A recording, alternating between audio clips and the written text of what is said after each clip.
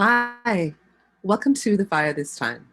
My name is Lynne Procope, and I am coming to you from National Sawdust in Williamsburg, Brooklyn. We are broadcasting from the occupied and unceded territory of the Lenape people, the original caretakers of the land, as well as the Canarsie and Munsee, who have stewarded this land for generations. Please join us in acknowledging the Canarsie and Munsee Lenape community, their elders, both past and present, as well as future generations.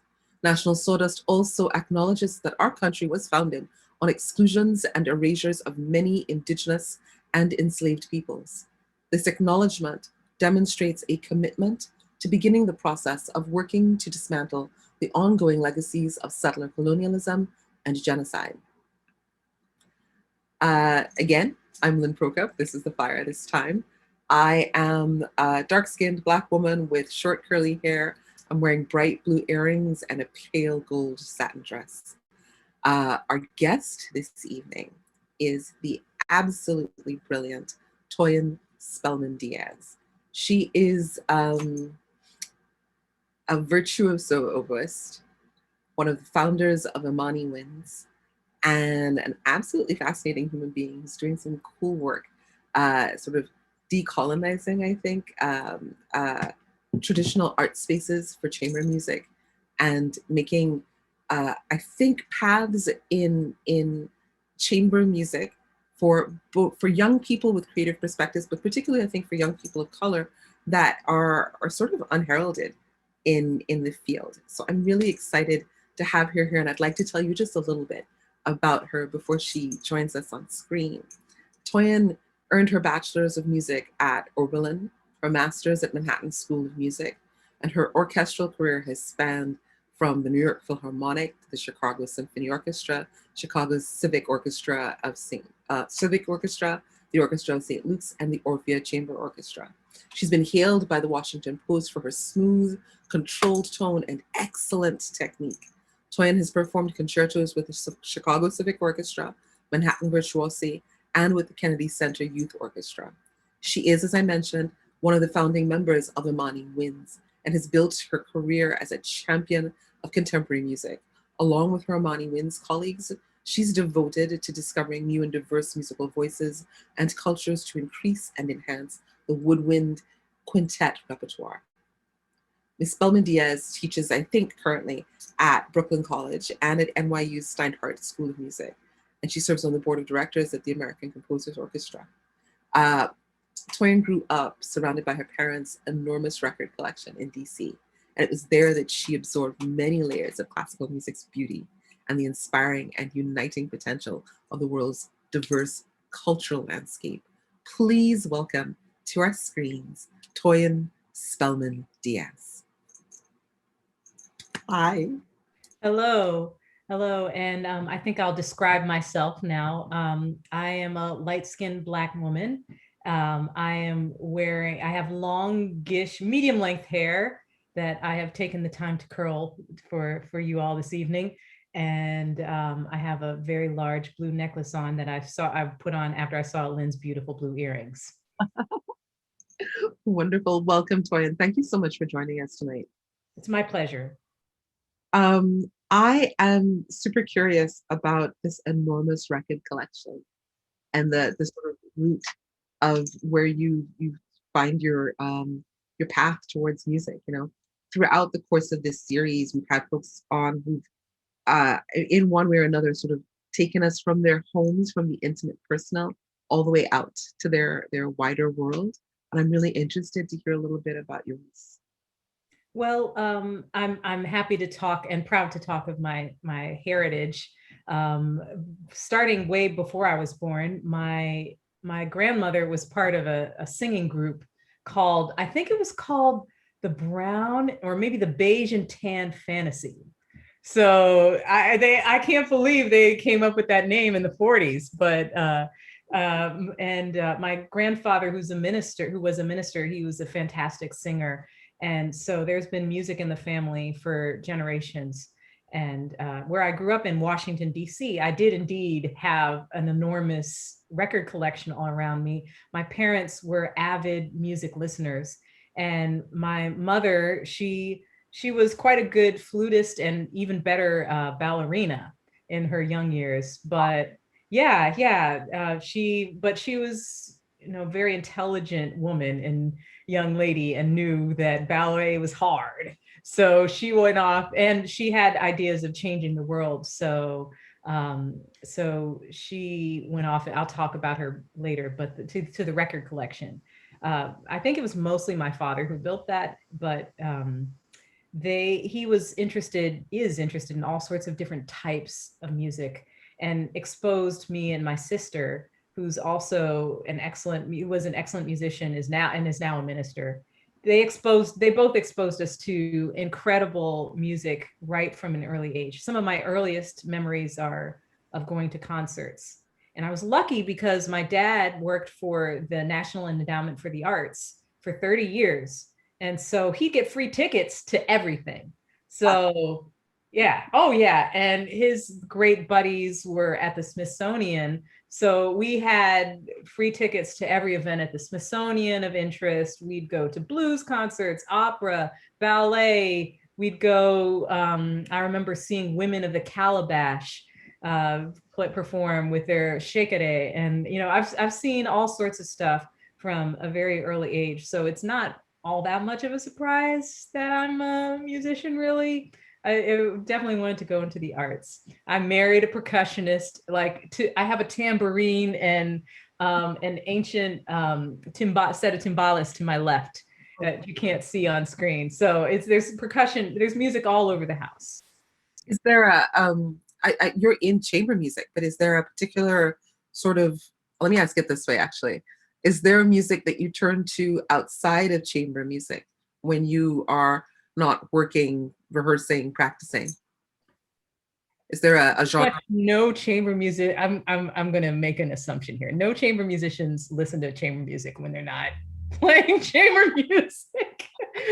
So of course, my Stevie Wonder collection is on point.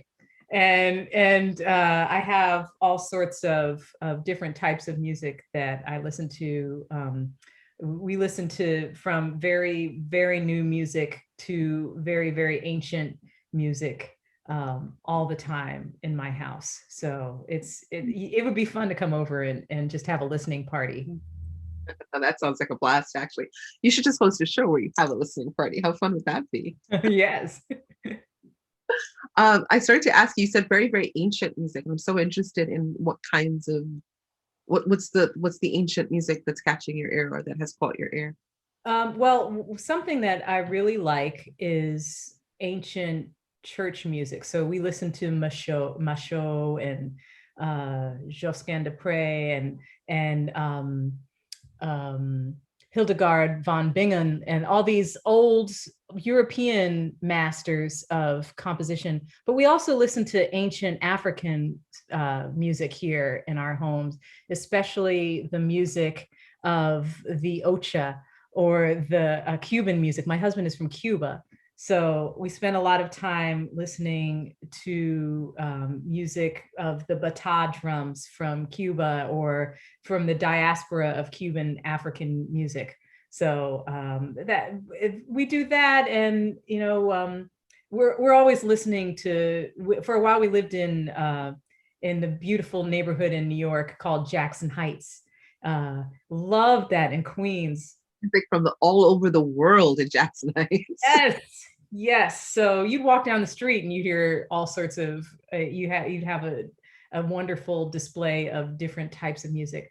But yeah, we actually it's a very Indian neighborhood, and we named our daughter Chandani, which means moonlight. It's an Indian name, and so we're a diverse set over here, and we believe in all music being beautiful and exploration at all times. Do you find that music outside of chamber music has a way in to influence it? Oh, absolutely. Absolutely. When I was in school at Manhattan School of Music in New York, that was my grad school. I remember I took a class called Jazz Improv for non-jazz majors. Now, I'll tell you that my dad is also a jazz historian. So he, all through high school, he really wanted me to be a jazz musician. And my way of rebelling was not being a jazz musician. For music. That's right. I'll be an oboist. That's a real rebellious way of being. But of course, he and my mother both are most supportive of me. But anyway, the class of jazz improv for non-jazz majors was a way for me to just loosen up and get more into the sound, not just play what's written on the page all the time. And taking that class really, really freed up my playing in a way I never could have anticipated, mainly because you have to use your ears so much when you're playing, when you're improvising. So I'm also lucky that my group Imani Winds, we do a lot of improvisatory music within the chamber music realm. And we're trying to bring different sounds to the ensemble all the time. And some of the times that music is done through improvisation. That's beautiful. I want to talk a little bit about your dad. Your dad is also a poet. So, I'm sharing over here. But I know that he's as you mentioned, a jazz historian, has written all these beautiful books about jazz. And I think that you've worked with him on. Yes. I was lucky enough. Oh, go ahead, Lynn. Sorry. If you would tell me a little bit about how you guys got into doing that kind of collaboration, because I think I have a video coming up to show you guys. So yes, you do. I think my group has always been very collaborative. When you're a wind quintet in chamber music world, it's not the most popular ensemble in wind quintets. The people who get, or in chamber music, the people who get booked all the time in chamber music are string players, perhaps with a pianist in there. So wind players, we have some really good repertoire, but you have to, if you're going to be a professional or make this your full-time job, like we have, you have to step outside of the tradition in order to make that work. And so we've been collaborating with people since the beginning of Imani Winds, but about, let's say 15, 16 years into the ensemble, because the ensemble is 24 years old. It's crazy. Yeah. We decided, our horn player, who was a wonderful composer, decided to take some of my father's music, our father's poetry, and set it to his original composition. So he really settled on these two poems that my dad wrote, one about Johann Sebastian Bach and one about John Coltrane, and about how they would meet in heaven and what they would do together, how would they play together. And so this idea of Bach and Coltrane, two of the great masters of music, period, Sanctus Sanctorum, is just bringing them together. It was the idea of the piece. So he wrote this concert-length piece based on Dad's poetry, and he asked my father to read his poetry with us. So I think in the clip, what you're going to see is Imani Winds plus a string quartet, the phenomenal Harlem String Quartet, a jazz trio, and my father reading his poetry with us. So this is my favorite thing we've ever done. And so we've been touring it for years, and we're going to record it next year. So I'm very excited about that. All right, so then I am really excited to say that we're going to see AJ Spellman with Imani Winds and the Harlem String Quartet. Thank you.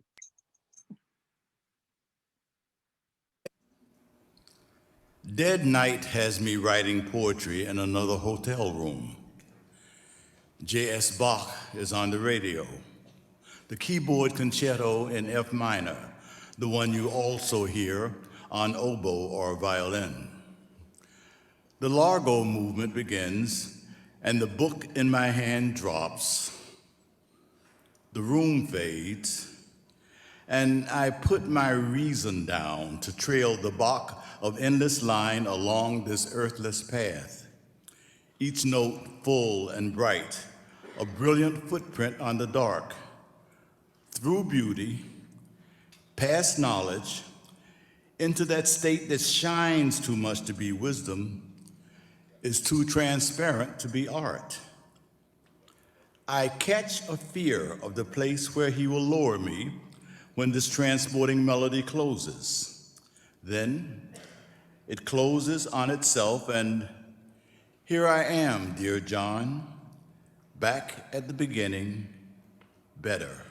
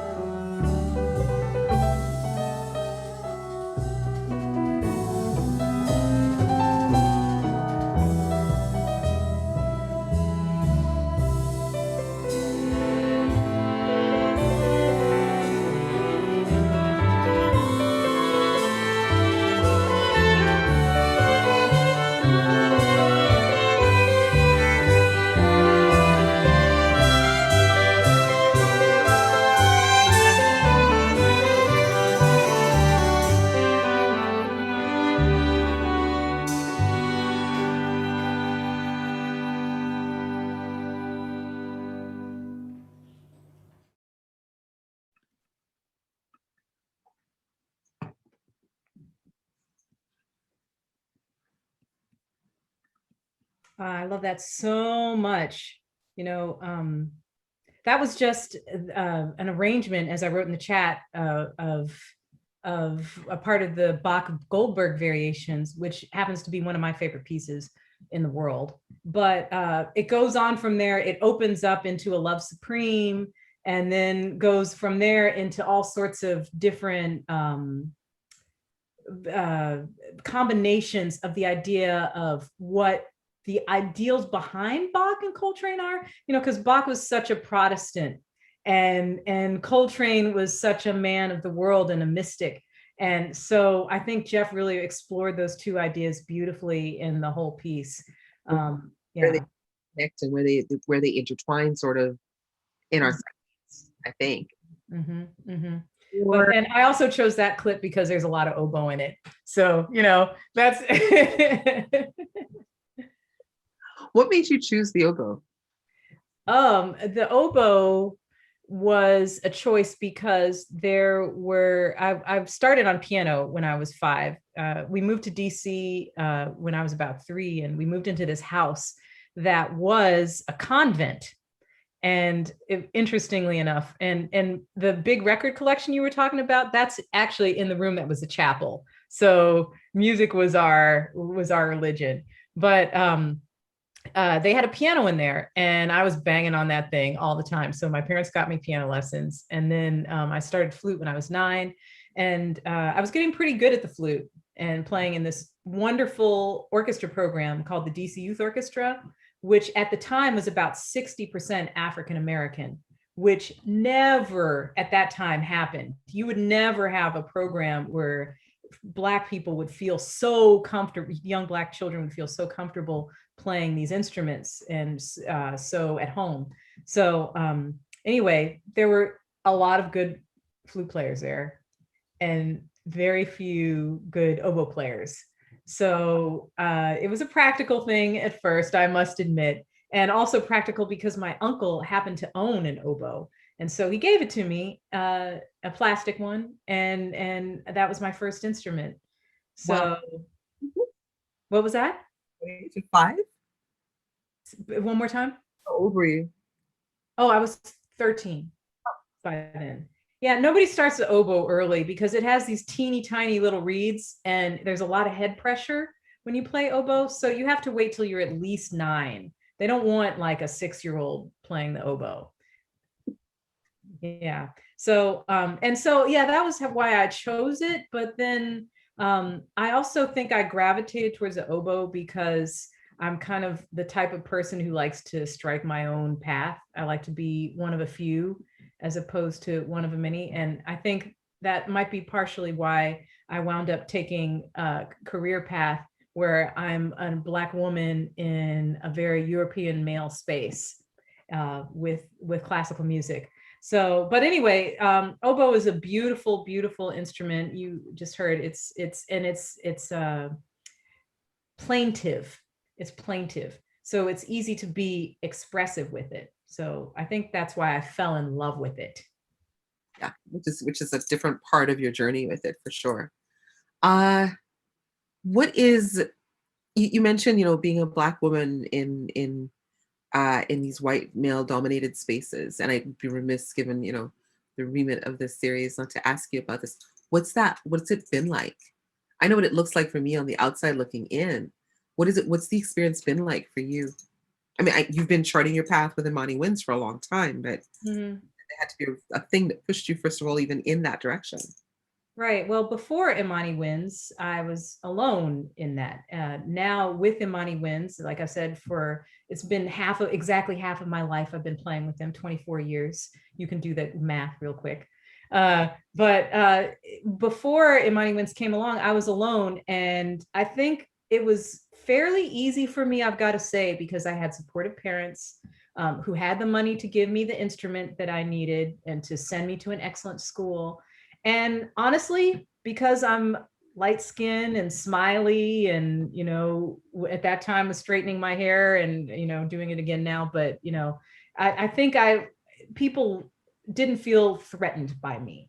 Now, my horn player who you saw in that ensemble, Jeff, he's a dark skinned brother with a big dude, also a wonderful guy, but he has had a lot more racism thrown at him than I have. I've had a lot more sexism thrown at me, I think. The woman part has been a little more difficult than the African-American part, except for the fact that all through school, I never played any music by African-Americans unless it was some of my fellow student composers who I made a point of playing. So that part, I didn't feel represented in the music I was playing.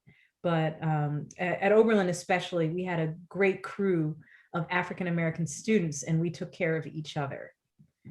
That's huge. That is huge and necessary, especially in spaces like that, right? Oberlin's a great school, but it's still a pretty white school. Mm-hmm. I'm curious about how, oh wait, actually, I know some news that I know is public now. That you guys are Imani Wins is taking up. Is it? It's not a residency really. You're on faculty at Curtis. That's right. We're on faculty at the Curtis Institute of Music, and Sawdust people, y'all folks, you know what Curtis is, but maybe not everybody would know. I'm so sorry. I tried to make that not happen. But yeah, Curtis is the most exclusive of the exclusive schools, or that is its reputation. It is the elitist of the elite. And to bring on Imani Wins, an African-American ensemble, into this very exclusive space is a statement, I think. And when you come into a space that is known for being a space where the elite might not necessarily be a positive trait, and where it's a very insular place, where it's in Philadelphia, and they've traditionally only taken people from Curtis into the fold. Like if you graduated from Curtis, chances are you become faculty there. And nobody outside of Curtis really becomes faculty unless you're, Yo-Yo Ma. So anyway, to be a part of this conservatory. Understood. What was that like? I understood. Are any of you from Curtis? No. None of us are from Curtis. Not a one. And our black butts are going to be up in there trying to make some difference. There are we've been there over the past few years. We've had the honor of getting into the space and talking to students and listening to them play and guiding them a little from the outside.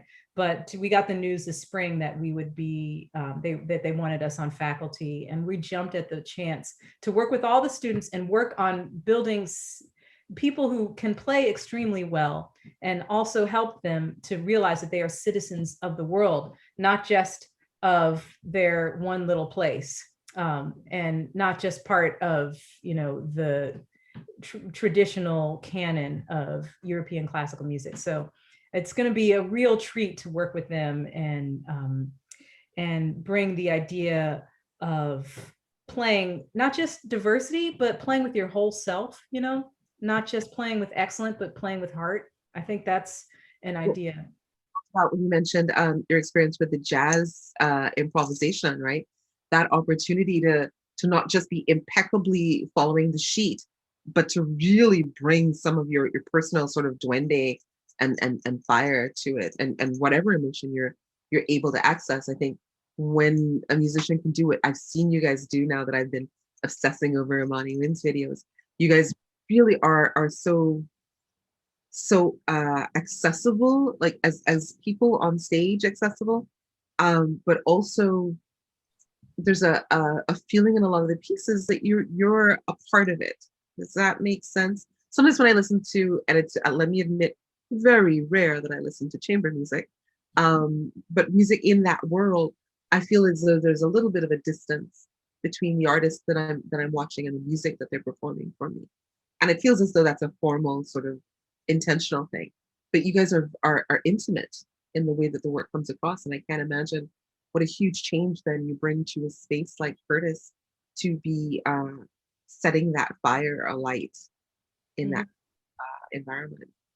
Yeah, I think it's not something we've developed, but it's not exclusive to us. And we have, in the past 10, 15 years, we've been working really hard to nurture the next generation of musicians in learning how to play from a place of honesty, and program music from a place of honesty, and bring concert experiences to their audiences that speak from the heart. So that's something we're looking forward to bringing to this space. And we'll continue to work outside of Curtis too, to try to help Black and especially Black and Brown musicians, but all musicians understand that they are a part of a world, not just the world of classical music. Because I mean, I listen to classical music, and probably you do too, but not everybody does. Not everybody does. Well, so here's the thing. I was curious because I was trying to explain to my nieces, and they're always my gauge for what the young people think. Trying to explain to me that about doing this, and she was kind of like, but you know, I could see that she, despite how broad the spectrum of music that my sister and her husband exposed the kids to, chamber music's not in there, classical music, the extreme classics like the great and knock music, yeah, that stuff's there. How do we add classical music and chamber music and that kind of thing to younger people's experience of music? Is there a way in, particularly given what you guys do and how you guys do it, is there a way in for younger people to come to it with the kind of love that you've come to it? Well, I think the first way to come to any type of music is to go to performances. And if you see people, you kind of have to know who to go to see sometimes, but just buying a recording, you remember buying recordings or even streaming a recording of the group beforehand and having them listen to it before you go, and then showing them the people on the stage is great. And a lot of times musicians these days, we're not just, you talked about that fourth wall where musicians, are on the stage and the end of the stage is kind of like a wall where you're not expressing beyond that to the audience. But I think a lot of musicians now are breaking down that fourth wall. And also after concerts, a lot of times musicians are required now to come out and greet their audiences. And it's something that I really love to do, is to go out, especially to meet any kids who are in the audience and talk to them and, let them see the personality of the people on the stage. I think that's it. And also, for classical music, the easy shoe-in, easy, it's cartoons, big time. Yes. Cartoons. That's the easy way. That's the way I got into it. I remember seeing Fantasia on a large movie screen. Yep. So now all that stuff is so accessible on Disney, and we all have our platforms. So I think that and watching musicians live is the way to get kids involved. Also, kids need to be expressing themselves through instruments. I think a lot of times parents push their kids towards sports these days. So I think which is great. Don't get me wrong, sports are amazing. These days it's sports or arts. You either have an arty kid or a sporty kid. And isn't that true?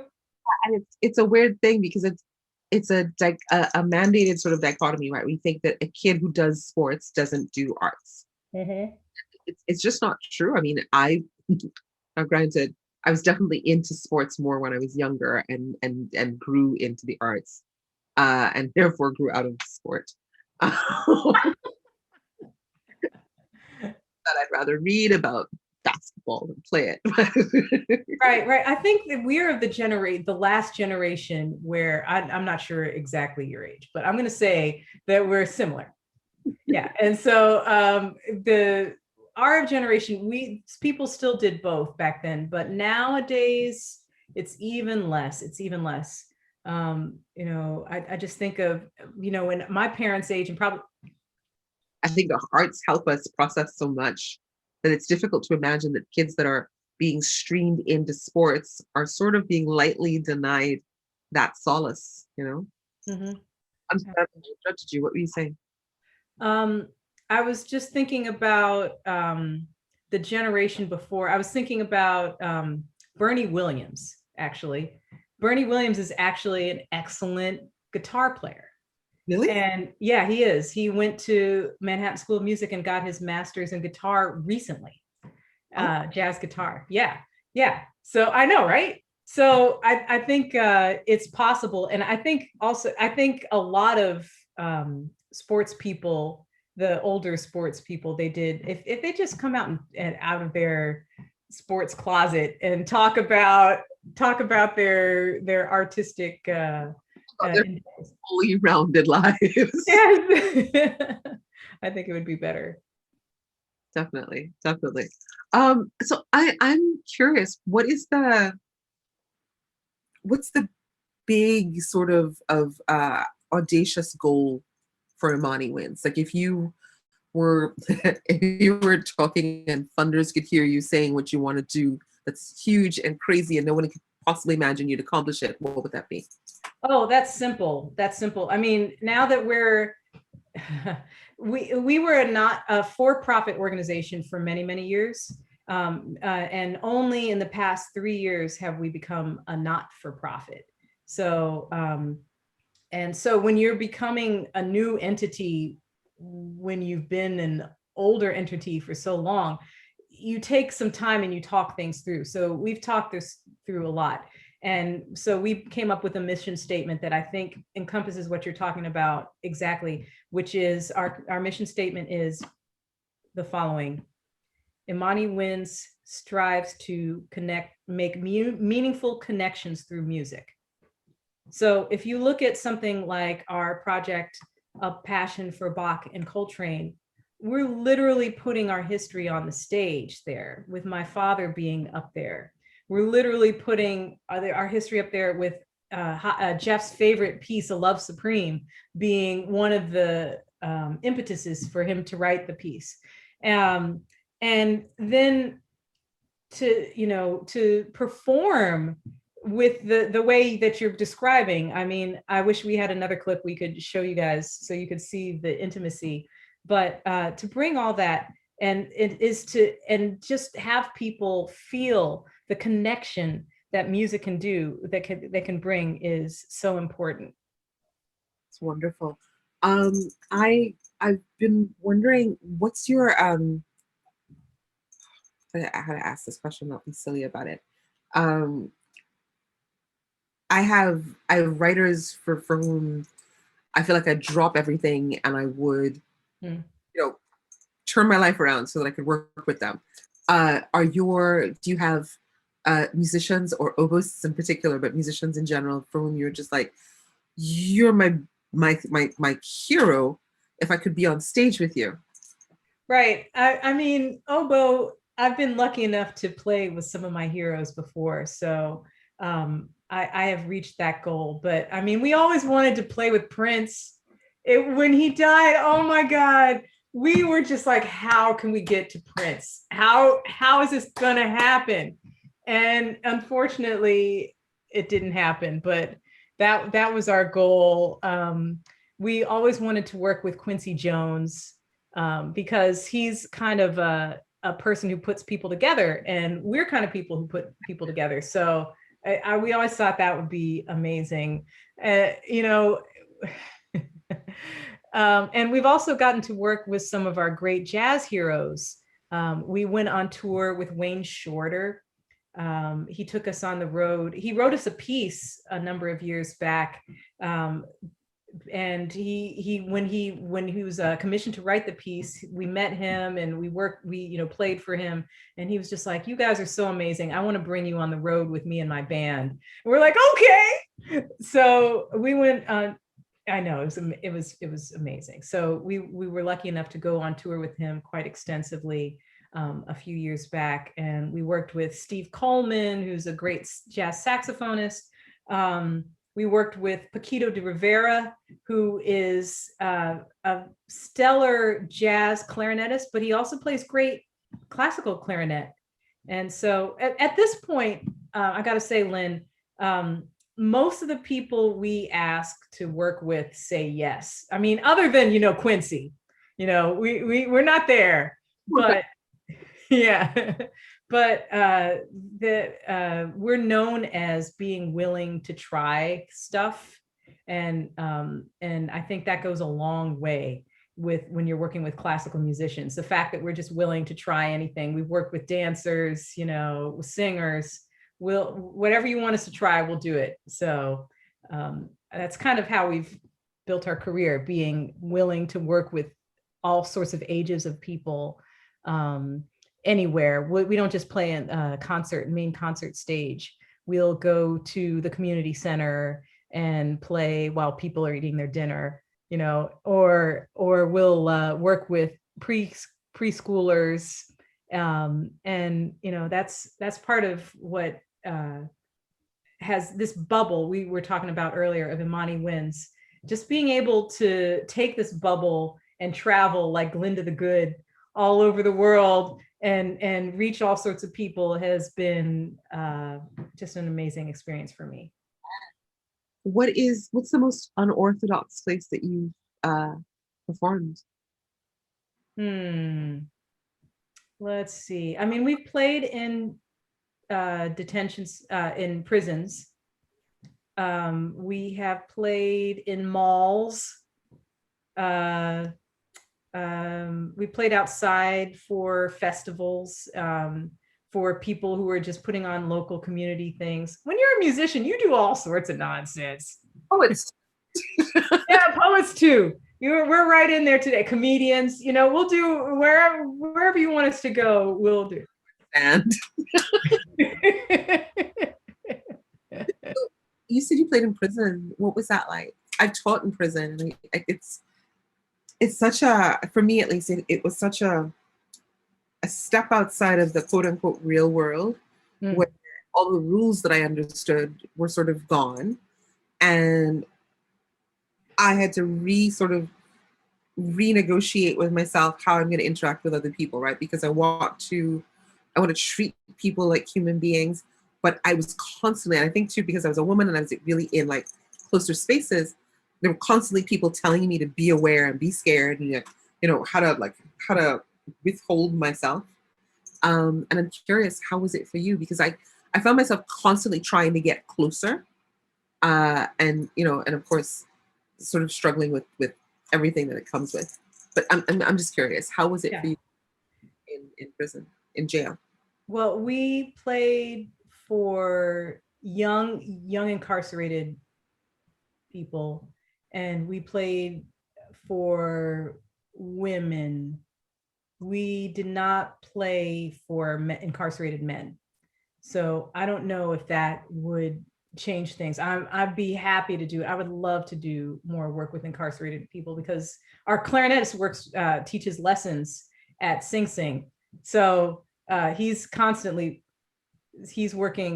with incarcerated people all the time. But for me, the questions that they asked and the attention they brought to our performance was so beautiful and so magical, really. They were just so excited to have somebody there performing with them, and for them. And they had great questions that people who we normally play with would never ask. I don't remember what they ask now, but it was not, how much does your instrument cost? Or, questions like that. But I know one of the best questions we got was about, when you make a mistake, how do you deal with that? And that just opened up, as you can imagine, all sorts of avenues of conversation for us. And we admitted that we make mistakes all the time. And so you just have to reset and keep going. And that was an amazing, led to an amazing dialogue amongst the people. Oof. Well, I want to check in real quick and see if we have any questions. I think it says no questions so far. I wanted to ask a little bit, because I don't know that we've had a chance to talk about this. The series is called The Fire this time, and really what we're thinking about is everyone's relationship to James Baldwin's legacy, to the conversation that he was having with us about a Black America, or about an America that couldn't deal with its Black population. What has been your experience, or what has been your relationship to Baldwin? Well, how did you find him, or how did you experience him? That kind of thing is really what I'm interested in. Let me open up that discussion by bringing up some of your work and you had a poem, I think it was called Black Girl Interrupted. Uh, yes. Yeah, I was checking out your stuff, Miss Lynn, and I think you said in there, you said something about asking a Black girl to rise above their Blackness, or some line like something along those lines. That idea of it's that idea that it's something to be to rise above in the first place, as opposed to something to love and celebrate. But yeah, how'd you get there? No. YouTube is a magical world. It's a magical world.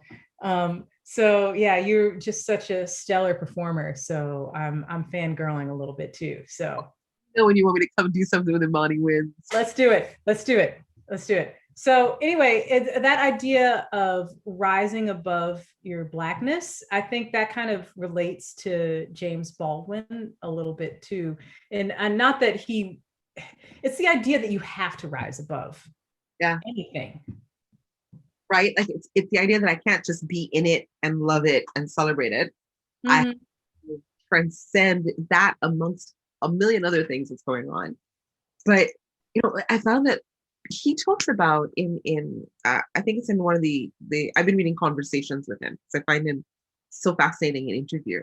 And he talks at one point about going back to, I think I mentioned this in one of the other episodes, I think Bessie Smith's work, because he lost what he thought of as his Negro voice. That's the language, of course, that they were using then. Lost his ability to sound like his authentic self. So I think when he went to France, immersed himself for about a year, where that's all he did was listen to Bessie Smith, so that he could get back to sounding like himself. And I've been sort of really, because to me that's the opposite. It's going in the opposite direction from rising above it, and then it becomes returning to it, like really embracing it and digging into it and letting it help you find a way to navigate America. And so yeah, I guess I'm just curious about how you're right. Yeah, and I feel like if you have to rise above yourself, then that is an impossibility. It's literally an impossibility. You can only dig deeper. You can only dig deeper, like you're saying Baldwin did. So one of the things that I really related to with James Baldwin is his idea of being a witness of things. And as an oboist, so I'm a musician, a classical musician, a Black classical musician, a woman Black classical musician, a woman Black classical musician oboist. I'm a little, my career is a little removed from literally, like, say, a doctor where you're saving lives. I'm playing music, and so a lot of times I doubt myself in how much I'm making a difference in the world just through playing music. And so Baldwin talked about being a witness, having a thin line between the witness and the victim, or the person who is having stuff done to them. And so I think, thinking about him, and how it relates to him, he relates to me, I feel like I've built my career trying to bear witness with the music that I am playing through my quintet. So that's, by the way, Imani Wins is my full-time job. So that's what I do most of the time. I don't usually play by myself, but I play almost exclusively with them. But I got the chance on Friday, actually, the Juneteenth Eve, to play by myself for the first time and play a full solo recital with a pianist. And yeah, it was really amazing. And the music that I programmed was very, very personal. One of the pieces was by an African-American composer, but named William Grant Still. It's called Incantation and Dances. That's a great piece. But then one piece was called Chandani, which is, if you may recall, is the name of my daughter. And it was written by my man. He wrote it. for me. Super intimate. Like that's you on stage in that piece. Wow. Exactly. And then one of the other pieces I played was by the composer Jeff Scott, who is the horn player in my group. He wrote me a piece that talks about kind of personal history. It's like literally written into the music. And so I got to put that stuff out there in this concert, and that was really great. So anyway, I feel like music can it can also you can give to it, and you can give of yourself to it, and you can receive through playing music. And so I think it's the same with poetry too. Like you can receive the energy of the audience or give to them and have create that loop of. That's when it's the best, when there's this really consistent sort of give and take. You're in conversation with the audience, you're vulnerable to the audience. They see themselves in what you're doing and how you are moving through the art. And it's a very different experience in that way. When it's like that. Yeah, I mean, I try to, every time I'm picking up the oboe these days, especially now past the pandemic, I'm trying to heal with the music that's coming out of my body, you know? So that's just the recommitment to what music can be. And I'm so looking forward to bringing this new commitment to Curtis and to other students and making sure they know how to do it. Because it's hard, isn't it? It's hard. It's scary, is what it is. Scary. Kind of vulnerability. When you sign up for it, you do it. When you do it right, you're signing up to do that every time you get on stage. And that's a lot. I can comfortably not be on stage for many, many years just because of that. It's, I think, probably the best part though. You know, like as terrifying as I find it, it is also, it's the best part. That sudden, like there are moments where you're on stage where you are suddenly aware that you are really vulnerable. And that your audience is right there. They're meeting you right there at the water's edge. And that's a particular gift, I think. Yes. We are at the end of our time together. Toyin, I am so grateful for you, for the work that you've done, this quarter century of charting a path. And I'm excited for the work that you guys are going to do, both just as Imani Wins, but as Imani Wins at Curtis, like reshaping the way that an institution can be of service to its students is really fantastic. I want to thank you for taking the time out of what I can only assume is a super busy schedule to come hang out with me on a rainy Tuesday evening. And just to say, I really enjoy your work and your playing, which is beautiful. And so thank you for that. Thank you. We don't have other questions, which is hilarious to me because I feel like they could have asked us 100 questions. But I do want to say that we close out every week with what we think of as our 5-minute cocktail video. It's Chris Buckley, who is the owner of a couple of bars here in Brooklyn and a really great friend of ours. He owns Hanson Dry and a branch office. And Chris has been doing this thing since the pandemic hit, bars being closed, where he's been looking at what it means to sort of decolonize behind the bar. What does it look like when you start to pay attention to what brands you carry and what work they're doing? Are they, is it representative of inclusion? Whose story is it telling? That kind of thing. So each week he's been joining us and sharing a recipe for a cocktail that explores that, where the major ingredient is has a point of interest along those lines.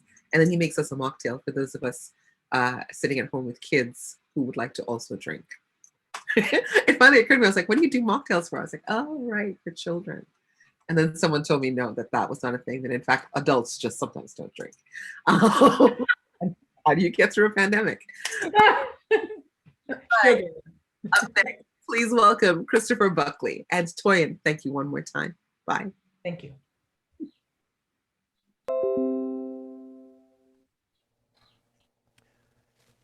So we're going to start off with a cocktail called the Pinchaste Ganaste. which is a little bit of a play on words. Sometimes means like the people who are good, but mostly means the people who are bad. So we're going to do 1.5 ounces of the Yola Mezcal.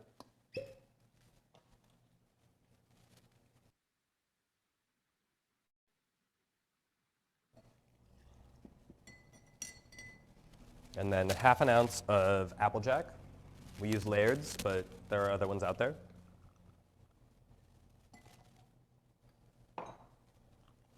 And then 1/2 ounce of lemon juice. I'm just going to add some ice.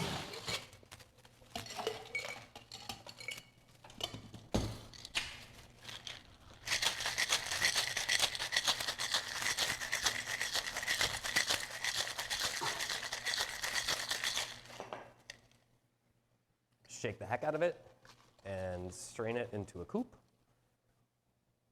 You can do it this way. If you have a julep spoon, you can do it that way too.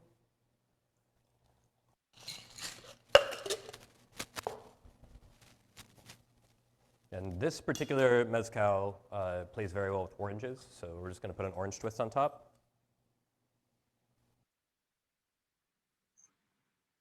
And you can just go ahead and make that orange twist, any orange twist at all, use a vegetable peeler, make it as fat as you want.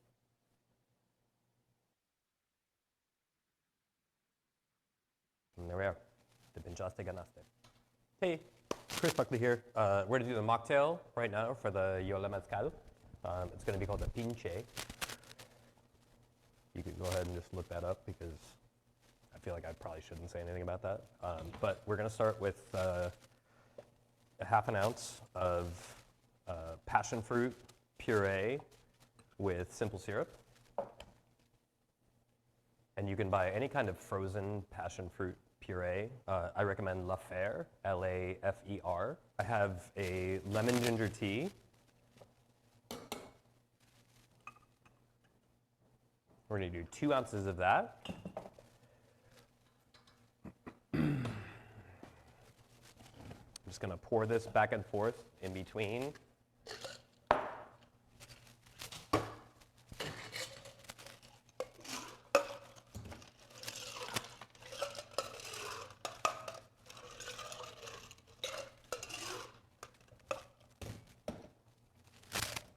And it's okay to make a mess. It's fine. We're going to top it off with soda water.